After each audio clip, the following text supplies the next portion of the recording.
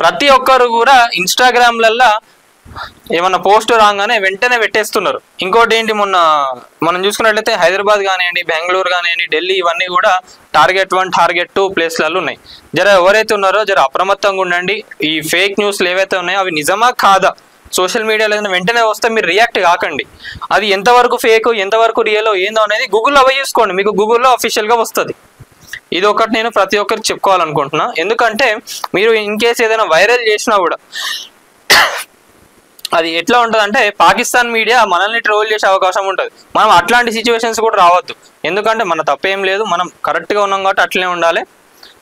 ఇంకోటి నేను ఈరోజు మన భారతదేశంలో ఉన్న యాక్టర్లు కానివ్వండి, సో కాల్డ్ పెద్ద ఇండస్ట్రీకి పెద్ద అని చెప్పుకునే బడా బాబులు ఎవరైతే ఉన్నారో వాళ్ళపైన కూడా జర ఈరోజు వాయిస్ రేజ్ చేస్తా. ఎందుకంటే వీళ్ళది ఎట్లుంటుందంటే మేము వాయిస్ రేజ్ చేస్తే ఏడ మమ్మల్ని టార్గెట్ చేస్తారన్న భయం వీళ్ళకి వాస్తవంగా ఉంటుంది. మన బాలీవుడ్ యాక్టర్స్ కానివ్వండి, ఇక్కడ హాలీవుడ్లో ఏడేస్తున్నాడు. వీళ్ళపైన ఎందుకు నేను మాట్లాడుతున్నా అంటే వీళ్ళు ఏమున్నది, వీళ్ళకు పిఆర్ఓలు ఉంటారు, పిఏలు ఉంటారు. ఏదన్నా ఇన్సిడెంట్స్ కాగానే వెంటనే ఒక పోస్ట్ పడేస్తారు అంతే. వీళ్ళు దానిపైన రెస్పాండ్ అయింది ఉండదు ఏమన్నా, అరే నాయన అట్లా అయింది ఒక పోస్ట్ పెట్టేసి జై హింద్ అని పెట్టరా అని అంటారు. స్పెషల్గా నేను మన తెలుగు రాష్ట్రంలో ఉన్న యాక్టర్ల గురించి మాట్లాడుతున్నా. చూసుకుంటే వాళ్ళ దాంట్లో వాళ్ళ సినిమాలే ఉంటాయి, కానీ ఇట్లాంటి మన భారతదేశం పైన కానీ ఏదైనా అయినప్పుడు వీళ్ళు మాట్లాడరు. ఎందుకంటే వీళ్ళకి పైసలు ఇయ్యరు కదా.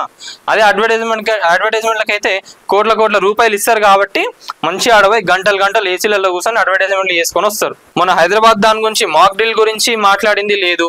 ఇప్పుడు ఇంతగానం అవుతున్నా నేను ఎందుకు చెప్తున్నా అంటే మీరు ఏమన్నా వాయిస్ ఇస్తే, మీరు ఏమన్నా వాయిస్ రేజ్ చేస్తే మీకు ఉన్న ఫాలోయింగ్ ఏదైతే ఉందో మీ కింద ఉన్న అభిమానులందరూ దాన్ని పాటిస్తారు.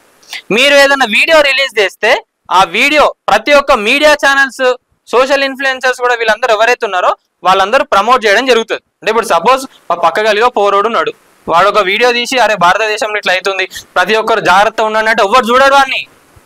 ఆ వీడియో వైరల్ కావాలంటే కూడా గంటలు కొన్ని రోజులు పడుతుంది. అదే ఒక్క మంచి ఫేమ్ ఉన్న యాక్టర్ కానివ్వండి, బిజినెస్ మ్యాన్స్ కానివ్వండి, ఎవరైనా కూడా మీరు దీనిపైన రెస్పాండ్ అయినప్పుడు మీ వీడియో ఇట్టే సెకండ్స్లో వైరల్ అయిపోతుంది.